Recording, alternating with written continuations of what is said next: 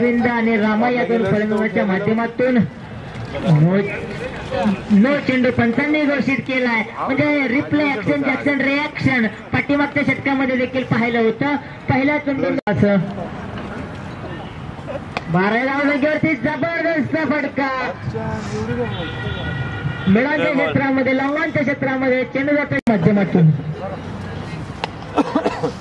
जबरदस्त फटका. या ठिकाणी केवळ चेंडूच्या वेगाला दिशा दिली. बॅक टू बॅक तिसरा चौकार करतो तो गोलंदाज विनोद. आता मात्र हवेमध्ये चेंडू म्हणजे सावध पाडीचा आता मात्र या ठिकाणी लागला. नशीब या ठिकाणी बलवत्व ठरताय. 4 धावण करता आव्हान असणारे अरविंद स्वरूपामध्ये प्रतिक्रिया गोलंदाजासमोर आणि अरविंद मात्र या ठिकाणी आपलं वर्चस्व प्रस्थापित करतो. चेंडू सीमारेषेच्या बाहेर 4 लाईन चेंडूला स्कोरलेग सीमारेषेच्या बाहेर ढकललाय.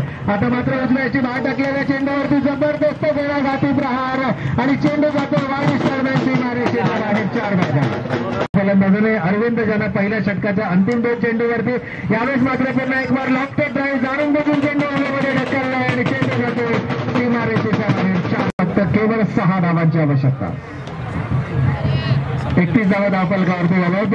या दोघां चेंडू आता मात्र ढकललाय सीमारेषेच्या बाहेर. पाहिला संयमी खेळी जर आपण पाहिली अरविंदची यावेळेला आता मात्र पॉईंट आणि गलीच्या मधून हा चेंडू तटवलाय. क्षेत्ररक्षक चेंडूचा पाठलाग करतायत. शेवटच्या क्षणापर्यंत चेंडूवर पकड निर्माण करता येत नाही. चेंडू